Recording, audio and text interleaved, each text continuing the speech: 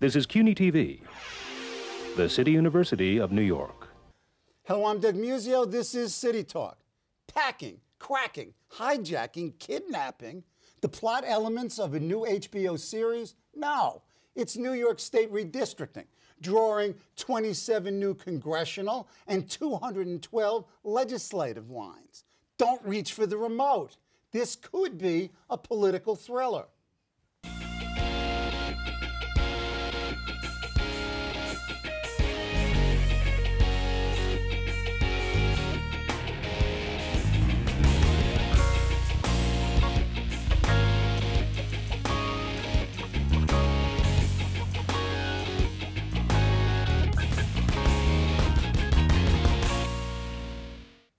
Here to talk about the players, the stakes, and the strategies of redistricting are Dick Dadey, Lucia Gomez-Jimenez, and Susan Lerner. Dick Dadey is the executive director of the Citizens Union and Citizen Union Foundation, interrelated organization working, in their words, in the pursuit of good government in New York since 1897. The Citizens Union recently released a report, Reshaping New York.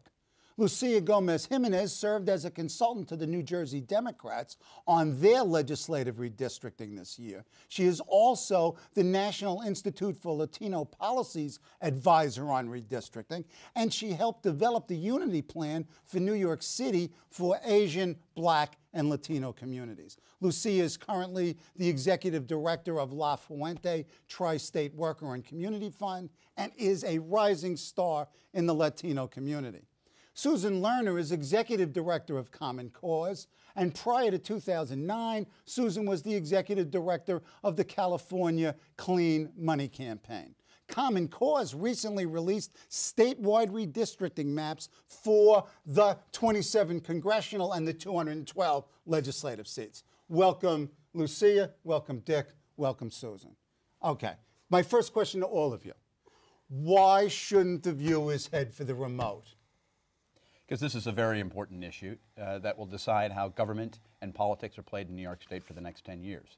How these districts are drawn determine what candidates run, who gets elected, and essentially who is voting on the very issues that New Yorkers care about. Sometimes those elections are rigged in such a way as to suppress turnout and to play to the political margins in each of those districts, making it very difficult to come to common consensus on issues.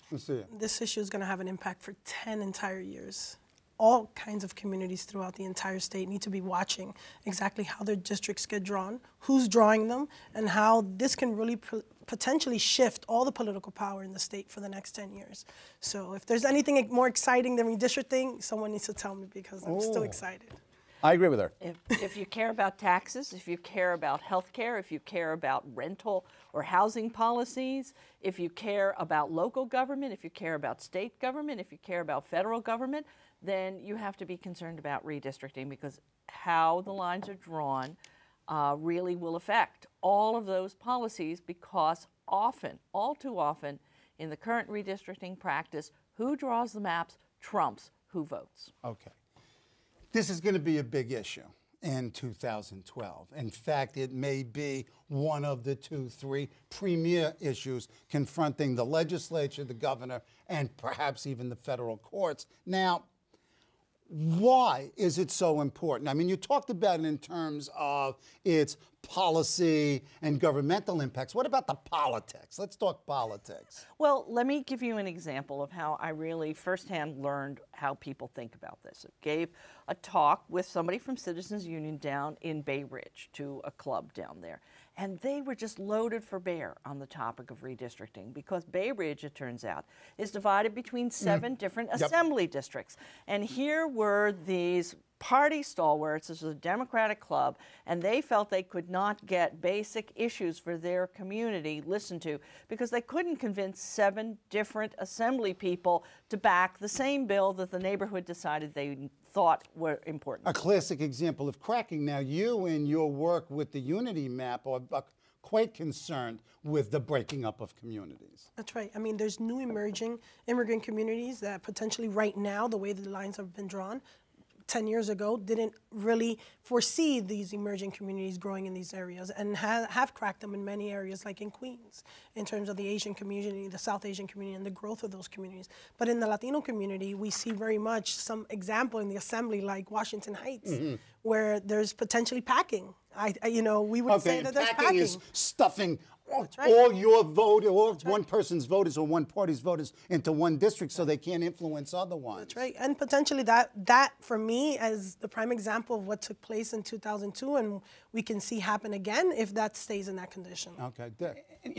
Redistricting is needed, and reform of this process is needed because, as Lucia mentions, the way the lines are drawn does not necessarily adequately represent the demographic population makeup of New York State. 42% of New Yorkers are people of color. 42%. How many people in the legislature represent people of color? 25%. Or those who represent those districts are people of color legislators. We're way out of whack in terms of drawing districts that adequately represent. Yeah, but you're defining representation strictly in terms of a descriptive demographic. Is that the only way to do it? No, it's not. But you can tell that it's being done to discourage people from having opportunities to elect representatives of their own choice. I mean, there's a huge discrepancy, 25% to 42%. Someone's playing with those lines. Oh, without question. But why wouldn't you use descriptive demographics as a primary factor in drawing your redistricting lines? Isn't that really what we're talking about when we're talking about fair representation?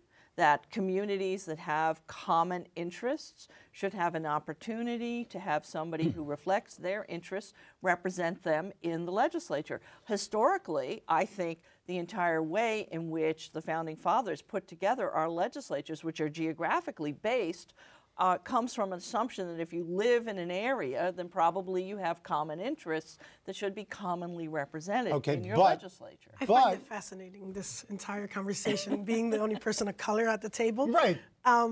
We've gotten more sophisticated. We now have people of color, maybe not in the numbers that we want them in terms of percentage, but we have people of color in power. Some would say somewhat power. We have people of color, and particularly, you look at the Bronx and the way the makeup is of the legislators there. And at the end of the day, what the voters want are people that are going to make sure that represent their interests and their needs. But why not political interest? Why not have politics and political affiliation as one of the key variables? In other words, in any map that you're going to draw, whether it's the maps that you folks drew, or the maps that you folks drew, or the maps that the legislature is drawing, or a special master is drawing, has to include certain criteria. One of them is communities, one of them is probably compactness, contiguity, but what about politics? You can't take politics out of the process of map drawing. But the problem is there's too much politics in it to where it's done to partisan advantage. We see in the New York State, one house has been controlled by the Democrats, the other house has been controlled by the Republicans for decades. And that's largely because of the way in which the maps are drawn. Do it. Explain a little bit technically how the maps are drawn, and then respond to how you then as an advocate have to deal with that process. Right now, the maps are drawn by an entity called LATFOR, which is a legislator-dominated entity. And it essentially allows for the legislators to draw their own district lines, essentially choosing the voters before the voters choose them. Sort of a perversion of democracy. Right, exactly. And so, and what's interesting is that the LATFOR is controlled by who controls each of the two houses. So there's not even equal representation among the various political parties within those two houses. So it's not just political, it's partisan. And what we want to try and do is end the partisan gerrymandering that goes on through the process by creating an independent, impartial process, taking the pen out of the hands of the legislators who draw these lines. And also, one of the things that struck me is the availability of the technology, the data, and the GIS mapping that allows me to go to Newsday and draw my own map. And anybody can do it. You would think LATFOR would have moved with the times. You would have thought that they would be able to have more terminals accessible to folks. They would be able to have online mapping. They would be able to, you submit criteria, criticism or your submission. To participate in their own suicide, perhaps. That's right. Yes. I mean, at the same time, I think that actually opens it up a little bit. I mean, stop manipulating. This is a doc. it's a duck. Right. Just tell us how it is, do your workings, and let's just deal with it. But you folks put together these maps. Now, Yeah. whether these maps are the maps that might be used or a basis of discussion or necessarily even represent the best maps, you guys put together sophisticated maps. It was a big task, but we felt that in order to move the process, when we support an independent redistricting commission, we were a sponsoring, if not the sponsoring organization of the California Independent Redistricting Commission. It seemed to us in New York that we were headed for a logjam and that the people and the governor needed some alternative to be able to see really tangibly was what was going to come out of the official process, gerrymandered in a way that was unacceptable. And we wanted to show that the only impediment to fair redistricting was a political one. There's nothing in the technology, there's nothing in the difficulty or the law that keeps you from drawing a set of maps that are not politically driven, and that was what we set out Well, to at do. least not partisanly driven. Well, what we did was we drew maps based on the demographics with the criteria that were set forth in the governor's redistricting reform bill, Right. with one Which you- minor which you variation, introduced, I guess, in February. which he introduced last session and went Right. nowhere Nowhere. in the legislature. Nowhere. And what we did not do is we did not include the residents of incumbents, and we did not include party registration or voting results until after we drew the maps. And then we added them as an overlay to show what the political okay. impact would be. Now, you were involved in a map building exercise. Talk about the nature of that map building exercise and what were the values that drove the process? Well, at the end of the day, we come from the perspective that communities need to be respected first and foremost. You know, and the reality is that these voters, these individuals living in these districts have elected some of these jokers, I would call them, in the legislature, and they are who they are. I mean, they, at the end of the day, represent. In many communities, we fought hard to make those gains happen, to win certain seats, to make sure that these individuals represent us in the legislature. So there's a little selfishness here where we're saying, wow, I want to take politics out. But at the end of the day, for an entire decade, we've learned the game, we've hustled, we've bustled, and we've gotten folks elected that are representing our interests. Now, does that mean that you protect the incumbent? No, but I think there's something to be said about the way a district is drawn that allows diverse communities to make a positive impact and move things forward. When you say we, who are you talking about when you say we? I mean, I think I'm talking about New Yorkers. I mean, when I talk about we, I'm thinking of the Latino community. I'm thinking about in the Unity Plan, Black, Latino, and Asian communities that at Which the end, coalesced around a specific set of look, maps. let's be realistic. There's white flight in the state of New York. People are moving out. White people are moving out. And people of color are moving in, they're growing in population, and at the end of the day, we were the people of color, were especially the Latino and the Asian community in particular, who had high numbers in terms of growth Particularly rate, Asians, were right. the population that in fact fueled the census this time around. We did not lose more seats because of our community. And it's not just in New York City. The demographics in throughout all the of the state. urban areas show exactly the same thing.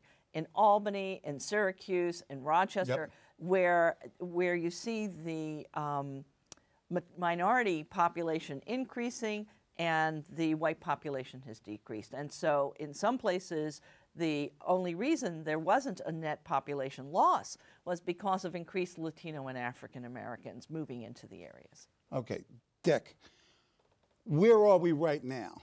This is the first week in January. The governor said he's going to veto a plan that is not drawn up by an independent redistricting commission. It doesn't look like that's going to happen. What's going to happen? It looks like a game of chicken here. It's a big game of chicken that we're not going to see play out until maybe February, because we even do not yet know when the primary date for the 2012 elections are going to happen. This complexifies this. Just step back, digress for a bit, and talk about the need for the change of the primary date. So general election is held in November, but due to a federal law called the MOVE Act that requires all states to have primaries 60 days prior, or at least 60 days prior to the general election in order to allow for military ballots to be sent overseas and returned, New York State's primary in the second Tuesday of September is in violation. Right. So, you know, the legislature and the governor have tried to find a new date. They've been unable to do so. It's gone to the courts. We expect a court ruling this week. It's actually late. We could see the primary move to at least August, possibly A lot of people show up in August. possibly June, but I suspect that the judge is going to go for August, and that would be unfortunate. But once we know the primary date, then I think we'll start to be able to see how this redistricting process unfolds. Okay, relate that now to the redistricting process. I mean, if the date happens in June, we're, you know, this thing's We're got to be ready. decided We're up against next the week. wall. We are Yeah. up against the wall. But if it's in August, we have a little bit more time. Okay. 184 legislators of the 212 up in Albany pledged to support an independent commission last Yeah, year. right. Okay? We haven't seen it yet. Yeah, and you believe them? Yes, I believe them. Oh, Yeah. I wouldn't be How a could good, you believe I them? wouldn't be a good government advocate if I didn't have a sense of I don't believe optimism, them. you know? Right. So, But you but- need realism. No, go ahead. But we have used their public commitment as a way in which to leverage into an opportunity for reform. I do not think that we're going to get the full-blown reform that we had hoped for when 2011 began. I think we will see some kind of independent process added to the current LATFOR process. And we are using... What could that take? We don't know. Interesting. Well, I think the most important thing, again, is the criteria. We're all interested in a better set of maps, however we get there this cycle. But I think one of the things that, as a result of the work that Reshape New York did, that Mayor Koch has done, I think we have a better chance of getting real reform in a constitutional amendment this session than we have ever had. And the public is paying attention to redistricting this cycle in a way that in New York they never have before, and that gives us more leverage, gives the governor more leverage. Over 70% of New Yorkers do not think the legislators should be drawing these lines. And if the legislators... What about the other 30%? Yeah. Are they relatives of legislators? Are they on the payroll? Go ahead. They probably are, you know, given the size of our state legislature's employee base. But anyway, but Citizens Union has been pushing this idea of a constitutional amendment since the early fall, and I think it has gotten some traction. The Senate Republicans obviously passed a constitutional amendment back in March of last year as a ploy to appease You guys, but it didn't work. and it didn't work. No, No, it's not a good amendment. No. it's not. It's a horrible amendment. Right. But I think that we will see some level of reform for 2012 and a big push for first passage of a But constitutional amendment. my concern is that whatever happens does not deflect people from keeping their eyes on the map. I don't want to see people who say, oh, well, there's been some change in the process, therefore the maps will be okay. I think we have to keep our eye on the criteria and the result. I mean, I want to see the maps. I want another round, if not 2 rounds of hearings, more aggressive, in terms of having these hearings at more accessible hours. I remember 10 years ago, there were hearings at 6 o'clock in the afternoon, not all at 10 o'clock in the morning, right? I mean, there was a lot more. It started earlier, it started in March versus this time in June. They've been playing around with this whole scenario, really trying to figure out a way that people can get tired and not stay on top of the issues. For me, this is the only thing this is doing, and it's amazing to me, they're just generating a lot more evidence for the Department of Justice to say, you know what, I'm going to squash those maps, let's get input from people, and let's come up with a map. Look, in a they week. have blatantly tried to run out the clock, and unfortunately the clock is an absolute, and they've done it pretty successfully, which is why I think we've got to stay focused on what are the maps going to look like. Okay.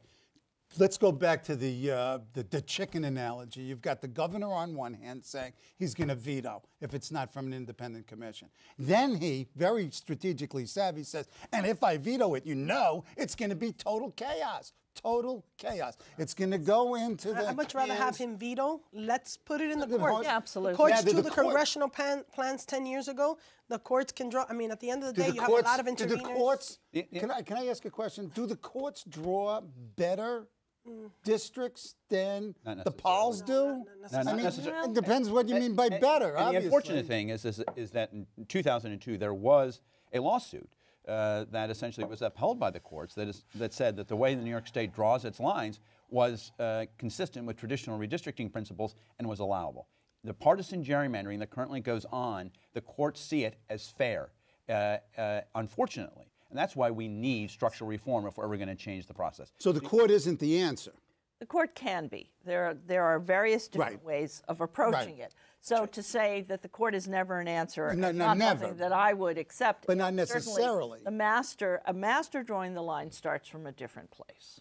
I mean, there's a lot more map drawers this time around than I recall. 10 Yeah, years ago. oh, man. Yeah. I mean, I remember shopping around these maps and going from community to community in the Latino community 10 years ago, and perhaps similar things are happening in various different communities, and you have good government groups, you know, involved more than you guys were 10 years ago. And I am saying, at the end of the day, the courts provide you sometimes that forum. I remember testifying in the federal courts, you know, around the congressional, right after Congressman Serrano. And I just say that sometimes that public engagement and participation, I think, is a great opportunity to put it all out there. Okay, let's crystal ball this a little bit. I don't do that. Does the governor veto this? Because the governor has been known to change his mind on matters. Witness, changing tax codes. I mean, he's a savvy pol. He understands political realities. What, he vetoes? I don't think he vetoes. The fact that he said, Oh, okay, go ahead. the fact that he said chaos would result if he were to veto this indicates that he does not want to veto this. But I think that But it's a threat, he's telling them. But he will be forced to veto it because he's made a very public pledge, has stated it several times. And, Did with taxes. And I think that that's why they're trying to find the common ground, and that they've been talking about this for the So last there's couple got to months. be background discussions between the governor's office and the legislature? Yeah. Yes, there are. Very low. There are. And I'm fascinated to see what the Senate Republicans come up with, especially for the Latino community, because they've been courting left and right. The past 3 months, there's been a lot of courting going on. And, you know, they see the light in terms of Long Island, and they see the light in terms of many areas in upstate. I am going to be fascinated to see what they end up doing. There are two areas that I think are bellwethers in the maps for the Senate, and one is Long Island, and the other is Rochester. And how they treat those two areas will give us an insight Hudson. as to whether they have tried to do anything differently or whether they've just been talking to shine people on and plan to do the same old, same old.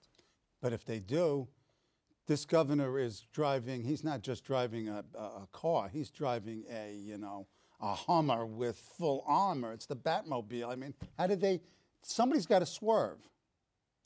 I think they're going to avert disaster by finding some common ground solution here, because. But even if they find a common ground that meets what would be the governor's objections, if he doesn't veto it, it's sort of another Cuomo flip-flop or evolution in his thinking anyway. Well, again, you know, we're going to be looking at the maps, and that's what we're going to be analyzing, whoever draws them, however they're agreed, and we are going to, you know, make comments as to whether we think they are improperly politicized or not. There are two pieces that we're talking about. Go ahead. What the maps look like and what they come out with, and the reality that the process is horrible. Right. And the one he should be vetoing is, I don't care what the maps look like. Your process was disgusting, and I should veto it based on that. Because I said that you needed to be more open and democratic, and I gave you this opportunity last year, and you did nothing with it. So he should veto it just on principle. Ooh. You know, just on principle, he should be vetoing it. Is he going to do that? No. I don't think he's going to veto it. So he's unprincipled. Well, no. I mean, I'm sorry. I couldn't help it. I couldn't help it. No, but I would definitely say that just on that alone, there's been 2 years of massive types of outreach, and communities are suddenly talking about redistricting in a way that they weren't 10 years ago. It was very much, even from an advocate's point of view and the legal piece, it's very much an insider's game, regardless of where you are sitting on the inside. Well, I mean, we've also seen, you know, some population shifts within the city, within the people of color community. Sure. And, you know, and we're seeing incumbents who are representing changing districts, trying to protect their own districts. So, you know, gerrymandering is about incumbent protection. It's not necessarily about representation of the communities. No, forget about not necessarily, not primarily, or even, you know, as a passing thought, it seems, at some points. But it should be about that. And that's exactly why I think, you know, and in the process, with the amount of attention that the public is paying, we've got to get beyond the inside baseball aspect of it and more back to the representation of the people of New York and how they're going to be properly represented. And that's your goal. How do you do that? I mean, talk about it in a strategic sense. How do you mobilize on this issue? It's not sexy. I mean, redistricting, census, numbers, that's not I know, a sexy that's why they topic. told him not to reach for the remote. Yeah, I mean, it's not a sexy topic, but I will tell you this. I mean, if your rent is going sky high, you know, and there's gentrification in many of our neighborhoods, not necessarily a bad thing. Always, you know, it's a positive piece because I know, but it's difficult for many families just to put food on the table. We've seen in this past year what one legislator's vote can do to an entire, we saw what the coup could do a few years ago. And in terms of the Latinos, in particular, the Latino community, what role they played in trying to make power moves that perhaps weren't the best moves ever. But at the end of the day, they were trying and they were learning how to play the game. And I think people need to understand that with just one legislators, the way that district is drawn can make an impact in the entire state. And it can make an impact on how much money they bring to home, living wage situations, all kinds of things that really, it's about the money in your pocket, it's about money, it's about power, and at the end of the day, it's about how you live, and it's about your quality of life. And if you don't get that, then you're never going to get into the numbers. You don't have to get into the numbers to understand that legislators. You have to start with what's my community, That's right. and is it fairly represented? I'm back to the Bay Ridge situation where people feel I have a connection to my legislator because I understand my community and he or she represents my community, and there are too many communities in this state, throughout the state, who don't have that connection because they're carved up in a way that's convenient for a political party or the incumbent. Oh yeah, there's all kinds of examples of this cracking, separating, stacking, putting men, moving legislators out of their own districts. I mean, it is truly bizarre. I mean, there really is a political People don't thriller have here. a fair chance to choose their own representative. Well, and you may not have enough, right? Communities may not have enough numbers to actually elect a candidate that looks like that. Exactly. Right. And you can that form is the point, coalitions. right? I mean, the point is not just to elect, it's to be able to influence what happens. And it's also about trying not to discourage competition, which is what gerrymandering does. It really tries to, carve out challengers, protect incumbents. And so what happens is that people don't think their vote matters any longer. And so voter turnout has declined over the last 30 years here in New York, where we were on par with the national average. We're now 10 percentage points below it. I mean, and that's why you see differences in all these maps, though. At the end of the day, you see differences from Common Cause's map, differences from the Unity map, and differences in the NAACP map. Right. Which I'm like, don't take me back 20 years. I mean, don't just take me back 20 years where we're just using race data to be able to understand our populations are complex, they're engaged politically. Many communities all of a sudden have, they're participating in elections, however, which way they can. So what I'm hearing from you is that even within the quote-unquote minority community, which, irrespective of the meaningfulness of the categories, that there is really conflict and disagreement about how those maps are drawn because it represents real differences in political power. So the black NAACP lines conflict in many ways with the goals and visions of the unity map. Because it's about incumbent protection. That's right. Yeah, and which is not And not reflecting the communities and how people organize their We got just very little time left. And you come back in 6 months, the end of the session. What's the story? I think it's going to end up being decided by the courts. I'm hoping it's ended up being decided by the courts. I think it'll be decided politically. And the decision is what? I think there'll be a constitutional amendment. Okay. We'll see. You're coming back. We're filming this. You know this is on tape. Absolutely. We're going to throw it back at you. My thanks to Dick Dadey, Susan Lerner, and Lucia Gomez-Jimenez for being on the show. Join us next week here on CUNY TV.